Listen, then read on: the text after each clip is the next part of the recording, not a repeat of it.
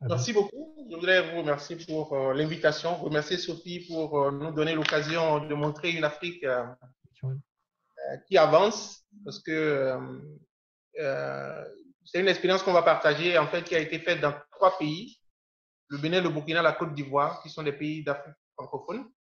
Moi-même, je suis docteur en sciences de l'information et de la communication. J'ai fait ma thèse doctorale à l'Université Paris 8 et un PhD à l'Université de Montréal. Et après, j'ai beaucoup travaillé avec le CAMES, qui est le Conseil africain et malgache pour l'enseignement supérieur, euh, en tant que référent FOAD expert donc, pour ce qui concerne les formations web à distance. Donc, j'ai beaucoup travaillé sur ce qui concerne les référentiels de formation web à distance du système d'information. Donc, j'ai aussi travaillé un peu avec l'Université Senghor, donc, qui est une instance donc, de la francophonie.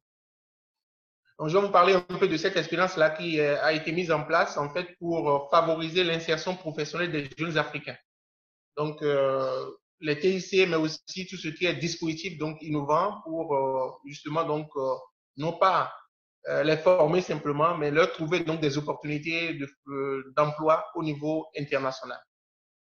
Donc, je vous parlerai rapidement du contexte. Donc, on a adopté dans le cadre donc de ces formations un plan stratégique qui était à l'horizon 2022, donc, dont l'objectif était d'être un centre de formation, parce qu'à la base, CERCO est un groupe de formation supérieure, donc qui intervient aussi bien au niveau des licences, des masters ou des formations dans le domaine donc du management, mais aussi des télécoms, donc de l'informatique, des réseaux, etc. Et donc l'idée, c'était donc de devenir un centre d'excellence pour l'enseignement supérieur, un pôle d'innovation en Afrique. Donc cela passait par la mise en place en fait donc de formations innovantes qui reposent sur des pédagogies actives. Donc je vous parlerai un peu de ce dispositif-là qui a concerné 1500 étudiants après un concours qui a réuni près de 60 000 étudiants qui étaient candidats avec beaucoup d'investissements qui ont été mis en place pour accueillir ces étudiants avec de la fibre optique, 200 mégabits donc par site, des ordinateurs dans ces 3 pays-là. Et donc, c'est aujourd'hui une expérience assez unique qui se fait dans ces différents pays. Et donc, un écosystème aussi a été mis en place. Donc, dans chaque pôle, des Fab Labs ont été mis en place, des dispositifs d'incubation et d'accélération des projets interdisciplinaires ont été mis en place. Et donc, nous avons vu, et je montrerai sera à la fin à la fin donc du projet que le Covid, nous, on l'a vécu beaucoup comme une opportunité parce que au-delà du fait que nos jeunes ont pu avoir accès à des formations à distance, ils ont aussi aujourd'hui l'opportunité de travailler et de télétravailler dans des entreprises en France, au Canada et aux États-Unis. Donc pour nous, on vit quand étant le Covid comme une opportunité d'ouvrir en fait le marché mondial en fait du travail pour les jeunes Africains, plutôt qu'ils soient obligés de se déplacer pour avoir du travail ou bien de mourir dans les eaux méditerranéennes. Voilà, donc la problématique en fait de ma présentation serait donc de montrer quelles sont les principales technologies qui ont été mises en place dans le dispositif, quelle a été la démarche de la mise en œuvre et ensuite donc quel impact cela a eu sur le parcours des apprenants en matière académique, leurs compétences, les innovations qu'ils ont pu eux-mêmes mettre en place et les projets d'insertion professionnelle dont j'ai parlé tout à l'heure. Alors, j'ai voulu en 2 minutes parler un peu du cas théorique, notamment tout ce qui concerne la pédagogie active, la notion de compétence d'interdisciplinarité et autres, qui sont des notions assez importantes en fait pour mettre en place un tel dispositif. D'abord, nous croyons en ce que aujourd'hui, il est important de mettre l'apprenant au cœur de ces apprentissages. Et donc, la pédagogie active, en fait, qu'on a mis en place dans ces différents pays-là, repose sur une expérience d'apprentissage expérientiel, c'est-à-dire que l'étudiant étudie parce qu'il a des projets qui lui sont soumis. Quelqu'un a parlé tout à l'heure, en fait, donc de formation qui repose sur le modèle asynchrone, mais en intégrant tout ce qui concerne les projets pour que l'étudiant soit motivé. Il va apprendre à travailler avec les autres de façon collaborative et il doit être motivé parce qu'il y a un problème qui est en face de lui. Voilà. Et donc, pour nous, un étudiant qui est compétent, ce n'est pas celui qui a forcément une bonne note, mais c'est celui qui vraiment va démontrer des compétences en fait en matière de résolution de problèmes ou avoir des aptitudes dans des situations diverses. Et donc, nous avons aussi, dans le cadre des formations qui ont été mises en place, insisté beaucoup sur l'interdisciplinarité. Donc, on n'est plus uniquement dans une logique où les apprenants apprennent de façon isolée l'informatique, la communication et autres, mais ils vont travailler avec les autres et se compléter de manière à créer des projets ensemble en prenant en compte les aspects liés à leur passion aussi, à leur projet professionnel et personnel. Maintenant, les aspects en fait liés à l'innovation, c'est que à chaque projet qu'on met en place en face en fait d'un apprenant, on va quand ils lui permettre en fait de résoudre des problèmes dans la communauté. Et donc, il est motivé par la valeur ajoutée qu'il va apporter. Et donc, les aspects de créativité, d'invention et d'innovation ont été pris en compte. Et ça arrive après à l'entrepreneuriat, qui est pour nous en fait une capacité que l'étudiant a à repérer des besoins, des opportunités pour les exploiter dans le cadre de sa formation. Donc, la méthodologie, en fait, donc, de la présence de l'étude, c'est, comme vous l'avez vu, vraiment dans un objectif, en fait, d'observation participante. Donc, j'ai observé ce qui s'est passé. On a fait une enquête au niveau, donc, des différents acteurs et une analyse vraiment, donc, des différentes données qui sont issues des différentes plateformes qui ont été mises en place dans le cadre, donc, de ce programme-là. La démarche, en fait, qui a été employée pour mettre en place le dispositif de formation au-delà du plan stratégique qui a été adopté par les différents acteurs, on a mis en place, en fait, un parcours individualisé pour chaque apprenant. Donc, on a 1500 étudiants et chacun des étudiants, en fait, a un parcours totalement individualisé. Donc, on peut tous faire informatique, mais on n'aura jamais la même finalité parce que nous pouvons faire des choix, un peu comme ce qui se fait aujourd'hui dans les grandes universités et les grandes écoles. Deuxième chose, les apprenants ont été formés sur leur projet professionnel et les enseignants également, de manière à ce qu'ils adoptent la pédagogie active, mais au-delà de ça, tout ce qui concerne les modèles de design thinking, d'apprendre à apprendre et d'innovation, parce que tout doit être orienté vers la résolution de problèmes. Ensuite, il y a eu l'étape où nous avons intégré dans les formations tout ce qui concerne les situations problèmes, des projets à confier aux apprenants en lien avec leurs envies, leurs passions, et aussi tout ce qui concerne les témoignages, les interventions du professeur, les sorties pédagogiques pour enrichir en fait le parcours des apprenants. Bien entendu, il a fallu faire beaucoup d'investissements et de créer un dispositif de formation qui permette en fait de suivre chaque apprenant de façon individuelle. Donc, un processus de gestion intégrée a été mis en place qui intègre la plateforme e-learning et des dispositifs aussi donc de suivi mobile avec des cours pratiques et interactifs pour les apprenants. Enfin, il y a eu en étape 5, il y a eu la partie en fait où les apprenants ont été accompagnés de manière à s'orienter parce que chaque apprenant doit pouvoir choisir des cours, mais il faut que ces cours-là répondent en fait à des résolutions, à des méthodes, à des objectifs de résolution de problèmes. Donc, même s'ils ont 60 crédits annuels, ils ont 10 fondamentaux et 10 électifs et l'étudiant doit pouvoir, au-delà des fondamentaux qui sont imposés, doit pouvoir en fait choisir des spécialités qui sont en lien avec son parcours professionnel.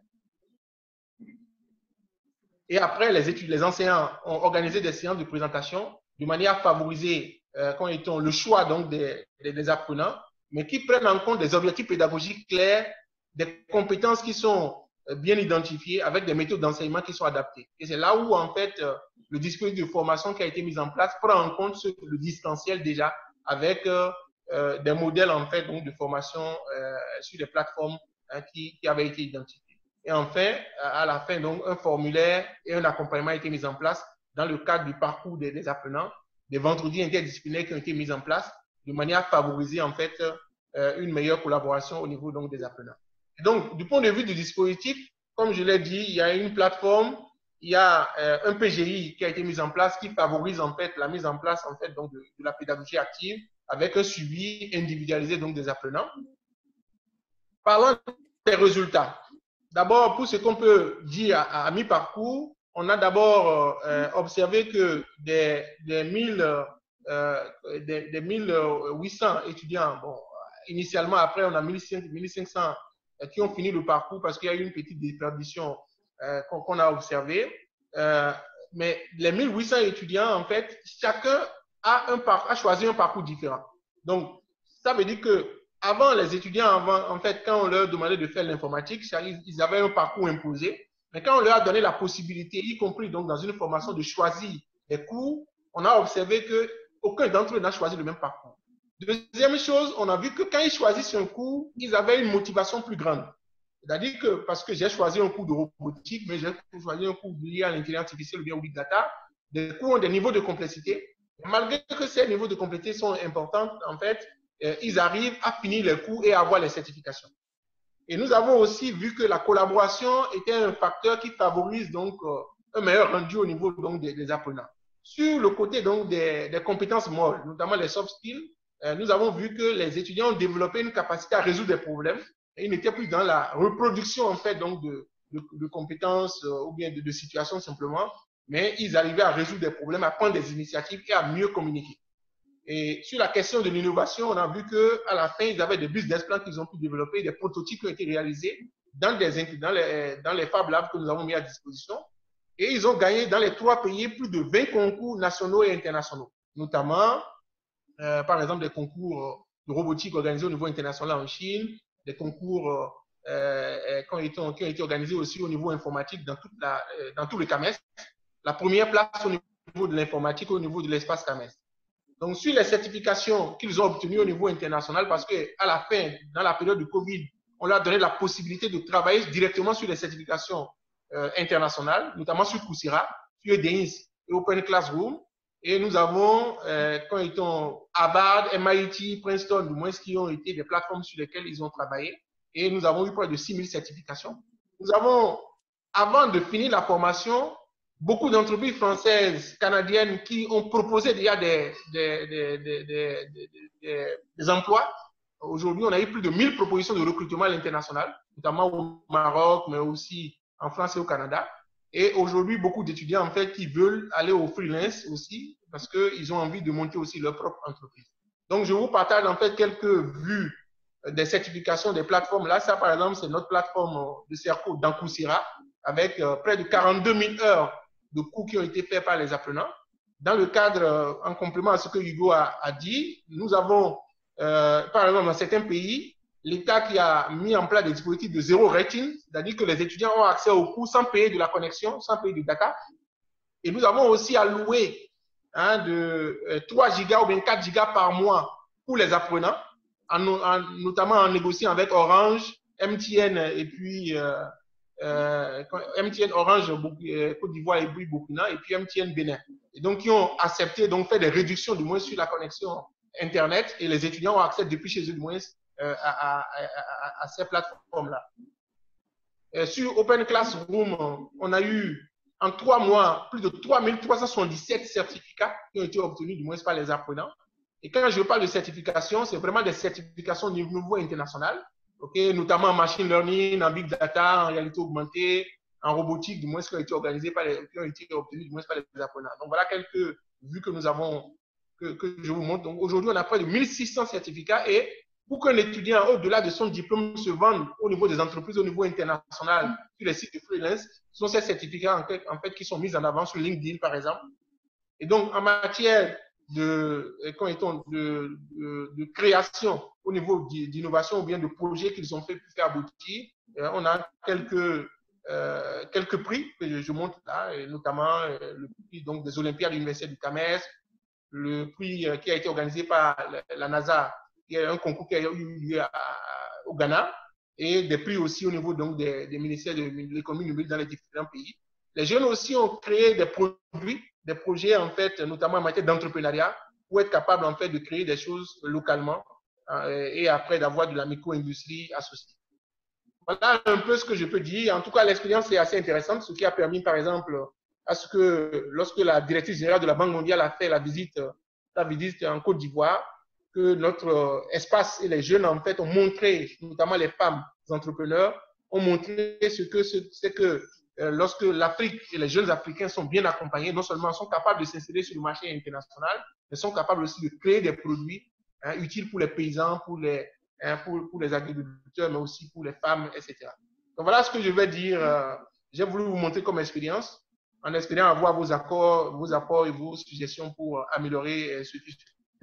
Voilà, merci beaucoup pour votre attention. Merci Alain, c'est très très intéressant. On voit que expérience de grande envergure. Hein. On n'est plus sur le benchmarking, on est sur quelque chose de très opérationnel. Est-ce que quelqu'un souhaite poser directement une question à Alain? En attendant, moi j'en ai une pendant que les personnes rassemblent un peu leurs idées. On a vu apparaître dans plusieurs appels à projets et surtout dans un qui vient d'être publié il n'y a pas longtemps, celui de l'AFD, une incitation à favoriser l'accès à la formation en enseignement supérieur pour les femmes. Alors, je voudrais savoir d'abord, est-ce que vous souscrivez au fait que les femmes accèdent moins facilement à l'enseignement supérieur en Afrique et quelles en sont les raisons d'après vous? J'imagine que ça change suivant les pays, hein, donc c'est des idées à maille large que je cherche à voir. Et éventuellement, quelles sont les solutions pour sortir de cette situation et puis à glisser progressivement vers une certaine forme d'équilibre, hein. Alors. C'est une très bonne question. Merci beaucoup hein, pour ça. Nous, on milite beaucoup hein, pour ce qui concerne donc l'égalité, mais aussi dans le cadre de notre responsabilité sociale, qui est un axe en fait du plan stratégique qu'on a mis en place. On a mis en place des bourses pour les femmes. Il faut dire que dans le cadre de ce programme-là, tous les étudiants, ils n'ont rien à payer. C'est une fois qu'ils ont été insérés que l'école. Et donc, dans le cadre de cette formation, on a vraiment encouragé les candidatures féminines. Et ce qu'on a observé, notamment pour les formations en informatique, avant, on avait 5% ou bien 10% maximum de femmes. Donc, qu'est-ce que nous avons fait? Nous avons, dans le cadre de la campagne, demandé et favorisé au moins 30% de candidatures, une part qu'on a réservée en fait aux femmes. Première chose. Deuxième chose, nous avons fait tomber en fait tout ce qui concerne les préjugés liés à l'informatique parce qu'on disait, bon, quand tu as fait le baccalauréat A, quand tu as fait les ressources humaines ou bien d'autres, tu ne peux pas faire l'informatique. Donc, nous avons mis en place une piscine, hein, un peu comme ce que beaucoup d'écoles font aujourd'hui, l'EPITEC, l'EPITA, etc. et tout, de manière à ce que nos apprenants viennent et sans jamais avoir codé, malgré qu'ils ne soient pas venus de filières technologiques, hein, même des gens qui ont fait la A, ont pu coder, ont pu faire du Python, du C, hein, et nous avons eu l'apport de Google, de Facebook et de Microsoft qui étaient partenaires donc, de ce programme-là. Donc aujourd'hui, nous avons réussi à monter le niveau hein, des femmes dans le cadre de ce programme-là jusqu'à 22%, hein, ce qui était vraiment inespéré, notamment pour les formations technologiques. Maintenant, pour les formations du management et autres, elles sont plus de 60%. Donc, pour nous, c'est vrai que les femmes ont beaucoup d'handicaps hein, parce que culturellement, beaucoup n'ont pas accès à l'école, hein, parce que les gens préfèrent scolariser hein, les garçons et ensuite, au cours du parcours, hein, les femmes peuvent être, comment on appelle, victimes de grossesse précoce, etc. Et c'est là où la formation à distance et le parcours personnalisé est très important pour les femmes. Parce que nous avons par exemple des femmes qui suivent des cours de la maison, qui peuvent choisir leurs horaires, choisir les temps et même suivre les cours à distance. Et à la fin, nous avons vu qu'elles rendaient les projets au même niveau que les hommes. Aujourd'hui, on ne peut pas dire qu'une femme alignée donc, sur un cours de machine learning réagit moins qu'un homme. Et donc, pour nous, c'est rassurant. Et c'est ça que la Banque mondiale a encouragé. Aujourd'hui, on travaille aussi avec le Fonds des Nations Unies pour la population.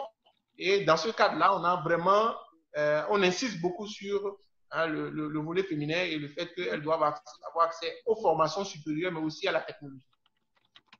Très bien, merci. Alors, nous avons deux questions en attente. Il y en a une de Sophie Goulet et puis ensuite de Alamanga. Alors, Sophie. Merci d'avoir accepté aussi de participer à cette 10e édition de Géomatis. Les résultats sont super impressionnants. C'est vrai que le groupe CERCO existe maintenant depuis plusieurs années. Et puis, c'est vrai que j'ai l'impression que depuis la crise, même avant, les choses se dynamisent de plus en plus. Hein. Ça va toujours en décuplant, en se multipliant. J'ai juste une petite question concernant, tu parlais au début de ta présentation de la déperdition. Donc, vous êtes parti de 1800 étudiants pour arriver à environ 1500. Je me doute plus ou moins peut-être de la réponse, mais quelles sont les raisons? Avez-vous eu le temps de vous pencher sur les raisons de cette déperdition? Oui. Merci beaucoup. Effectivement, en fait, quand on parle de déperdition, ce n'est que lié aux 3 mois, parce que il faut savoir que dans la plupart de nos pays, quand la formation a été mise en place, il y a eu le confinement qui a été annoncé. Et quand le confinement a été annoncé, beaucoup d'étudiants sont allés dans les villages et donc pas forcément dans des endroits connectés. Donc, c'est ça qui est.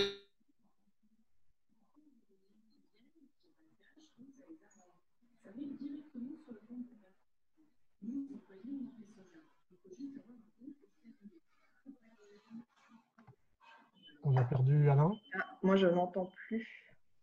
Ah mince. Il va se reconnecter. Cerco, ils ont des bonnes connexions, t'inquiète. Oui, certes. Moi, c'est ce que je disais tout à l'heure aussi au début de la. Oui.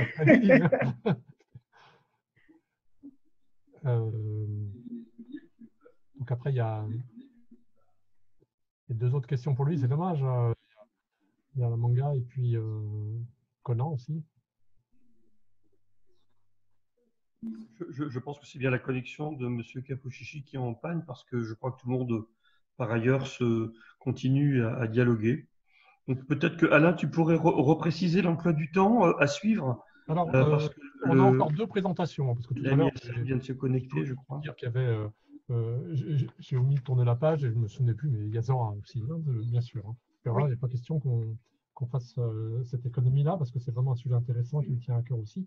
Donc, on a la présentation d'Hassan et on a la présentation de Zora qui viennent dans la foulée. Alors, effectivement, on va attendre le retour d'Alain. Ah, super. Ok, tout va bien? Oui, en fait, j'avais eu un appel sur mon téléphone. En fait, je suis connecté avec mon téléphone. Et quand vous recevez un appel, ça coupe la connexion. D'accord. Donc là, la connexion, vous l'avez avec votre téléphone portable? Oui, en fait, je suis au bureau. J'ai la connexion fixe, fibre optique, mais j'ai préféré aussi utiliser ma connexion mobile. Bon, c'est en redondance. Hein. Dans tous les cas, c'était un choix que j'avais fait parce que bon, je pouvais me déplacer, etc. Donc, ok. Donc, la réponse. Alors, Sophie, tout à l'heure, tu disais, tu avais posé ta question, la réponse était venue ou on considère qu'on passe au suivant? Non, mais c'est bon, on peut passer. Alors, donc. Oui, pas de souci. Merci pour la réponse. À la manga. Merci à tous. Alain Manga de l'Université de Dakar, je ne l'avais pas précisé hier. Merci Alain pour l'excellent travail abattu et qui est en cours juste là.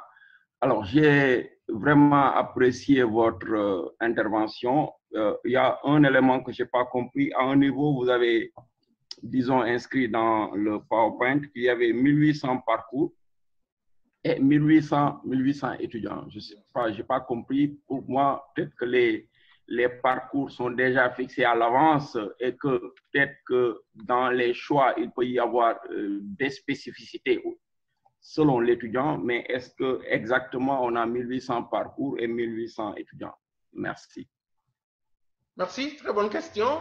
En fait, dans le cadre du programme, nous avons, nous, fixé des fondamentaux. C'est-à-dire que les fondamentaux, c'est de dire qu'il y a des matières, en fait, qui, même si quand l'étudiant veut, quand ils ont évolué suivant son projet professionnel, l'intelligence artificielle est obligatoire, le marché, quand ils ont les développements Python, la robotique, les objets connectés, un ensemble en fait de matières sont obligatoires. Donc, on en a fixé un certain nombre qui sont les fondamentaux. À côté de ça, l'étudiant, effectivement, il a un projet professionnel. Et son projet professionnel, il a un accompagnement pour ça. Et c'est en fonction de ce projet professionnel qu'il va choisir les cours. Il peut avoir des cours dans sa spécialité, mais il peut, imaginez par exemple qu'il veuille faire un projet sur la reconnaissance vocale ou bien dans le domaine de la santé, hein, pour traiter les malades et autres, je dis n'importe quoi, okay, il peut aller prendre des cours de la santé. Et donc l'idée ici, c'est que, et c'est l'avantage que les plateformes comme quand ils sont Coursera ou bien EDIS nous offrent, c'est que nous avons un ensemble d'universités qui ont déjà produit des ressources. Et quand l'étudiant en fait décide d'aller faire ce programme-là, on va lui donner la possibilité de choisir ces cours-là et de l'intégrer dans son parcours.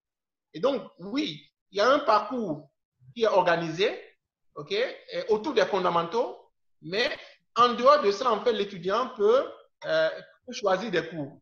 Et nous avons remarqué que même quand on dit aujourd'hui, par exemple, je prends un exemple, on dit voilà, développement d'applications, l'étudiant peut avoir des orientations en fait de front-end, de back-end, il peut être sur les objets connectés, il peut être sur du full stack, donc il peut avoir vraiment une certaine organisation qui est propre à lui. Et c'est là où vous vous rendez compte que en fait l'école jusqu'à présent en fait doit s'adapter à l'apprenant parce que si on leur donne l'opportunité de s'exprimer, aucun étudiant n'a le même parcours que son voisin. Je propose maintenant à M. Conan de poser sa question. Merci pour ces questions. Merci.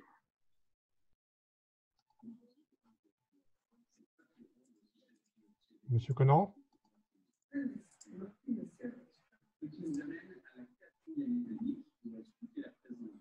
J'en prends. Alors, le temps que M. Conan réactive son micro, moi je glisse une toute petite question. Quand les gens suivent les modules sur Coursera, oui, je pose juste une micro-question, mais maintenant, ne partez pas. Est-ce que la liaison est bonne aussi pour un étudiant africain, suivre un cours sur Coursera, ça marche Absolument. C'est-à-dire que, et ça, je pense que, qu'on appelle, il faut aujourd'hui prendre en compte que les opérateurs ont beaucoup travaillé dans nos pays actuellement. Il y a une couverture quand même nationale d'Internet, et notamment d'Internet mobile, qu'il faut prendre en compte. Et je peux vous dire que sur toute l'étendue du territoire, nos étudiants ont accès soit du 3G, soit du 4G, ou bien certains donc de l'Internet fixe normalement. Et ce qui fait qu'ils suivent. Évidemment, s'il y a une coupure, comme ils sont en fait en asynchrone, ce n'est pas des cours qui ont lieu de façon synchrone avec le professeur et qu'ils peuvent à tout moment étudier en fonction de leur rythme, je crois que eux tous, ils ont passé les certifications. Et donc aujourd'hui, et ces certifications-là, c'est les mêmes contenus que les étudiants américains, français ou bien européens ont accès. Et les cours ont lieu en anglais. Nous avons fait en fait un traducteur français-anglais pour ceux qui ont des difficultés. Et ça se passe bien. Ils ont fait les certifications normalement. Donc, ils n'ont pas de problème de connexion Internet. Allez, oui. Dernière question, M. Conan. Merci, mon frère Alain. Alain, merci pour ta présentation. Je vois bien qu'on se connaît parce que moi, je suis tout près de vous. Je suis à l'IGT, Institut de géographie tropicale. Ma question est de savoir où êtes-vous basé parce que nous, on est à l'université ici, on n'a pas connaissance de cette formation-là. On n'a pas connaissance parce qu'aujourd'hui, en Côte d'Ivoire, on a un problème réel. Aujourd'hui, 26, on devait reprendre les cours à l'université Félix ou Fouette-Boigny. Rien n'est fait, on n'a pas de connexion. On ne peut pas faire les cours à distance. On est obligé d'attendre pour faire des cours en présentiel avec un nombre pléthorique d'étudiants qu'on ne peut pas dénombrer. Alors, je voulais vraiment, si vous venez, que vous mettez cette contribution à la disposition de l'État ivoirien qui va essayer de faire des cours à distance. Parce que depuis hier, je suis vraiment cette intervention, je suis vraiment cette réunion. Je pense que c'est une réunion qui est très bienvenue. Alors, j'aimerais savoir où êtes-vous et depuis quand avez-vous commencé cette formation en Côte d'Ivoire? Voilà, merci beaucoup. Il faut dire qu'en Côte d'Ivoire, on s'est installé depuis 2012. Et c'est pour, nous sommes sur 3 sites en Côte d'Ivoire. Nous sommes d'abord aux deux plateaux, à côté de l'église Saint-Cécile. Nous avons aussi un site dans le Viti, dans le village des technologies de la communication du Bassam, où l'État ivoirien nous a donné un espace d'environ 1 hectare où nous avons construit une usine d'assemblage d'ordinateurs. Et là-bas également, il y a un pôle où on a environ 200 étudiants, ou bien 300 étudiants qui sont installés là-bas. Et donc, ici, sur la Côte d'Ivoire, on a près de 600 étudiants sur les 1800 qui ont été orientés par l'État et dont l'État ivoirien paye leurs frais de scolarité. Donc, c'est des étudiants qui sont orientés par l'État. Et donc, après, donc, sur le Burkina et sur le Bénin, on a les autres cohortes donc, des apprenants. Maintenant, vis-à-vis donc de l'État ivoirien, on a fait des actions dans le cadre du Covid, notamment en donnant des bourses d'études pour que l'expérience en fait donc qui est faite là puisse être partagée pour les universités. Et donc c'est important aujourd'hui que les universités soient accompagnées, notamment en adoptant donc les référentiels donc pour les formations ouvertes à distance qui a été adopté par l'UQAMES, mais au-delà de ça, que nous donnons la possibilité aux étudiants non pas seulement d'étudier, mais d'être compétitifs sur le marché mondial du travail. C'est-à-dire qu'aujourd'hui, un étudiant ivoirien qui a une bonne formation, qui a une certification chez Google, bien chez IBM ou bien chez Amazon, ok, s'il a ce certificat-là, il peut travailler à distance et offrir ses prestations de manière à être rémunéré et donner à manger à sa famille et à son entourage. C'est un peu la logique qu'on est en train de vouloir construire. Et donc, nous allons pas manquer de prendre contact aux besoins. Sinon, on est très connus hein, au niveau donc si vous venez, bon, c'est-à-dire on va se voir parce que moi j'interviens dans ce cadre à l'UIA, l'Institut universitaire d'Abidjan, où pendant la crise, on a fait des cours en ligne, mais via Blackboard. Blackboard, voilà. Donc via Blackboard, on a pu faire nos cours en ligne et comme les précédents l'ont si bien dit, il y a des cours qu'on ne peut pas faire en ligne, il y a des cours qu'on est obligé de faire ça en présentiel. Par exemple, moi, je m'occupe de la géomatique, de la géomatique, et il y a des cours qu'on fait à distance, mais il y a des cours qu'aujourd'hui, on est en train de voir comment faire pour les faire en présentiel. Donc, vraiment, je vais tout faire pour prendre votre contact et puis on va essayer de voir dans quelles conditions vous pouvez nous aider. Ravi de cette mise en relation au travers de la manifestation Géomatis. Écoutez, vous êtes voisins et vous venez de vous rencontrer sur un coin du net. Parfait. Continuons comme ça. Bon, bravo. C'est vraiment très bien. J'espère qu'on se reverra fréquemment. D'ailleurs, je vous ai passé un petit message. Si vous pouvez me fournir quelques pistes sur ces histoires d'accès facilité pour les femmes en Afrique à l'enseignement supérieur, c'est un sujet qu'on aimerait bien creuser à l'ONSG, c'est clair.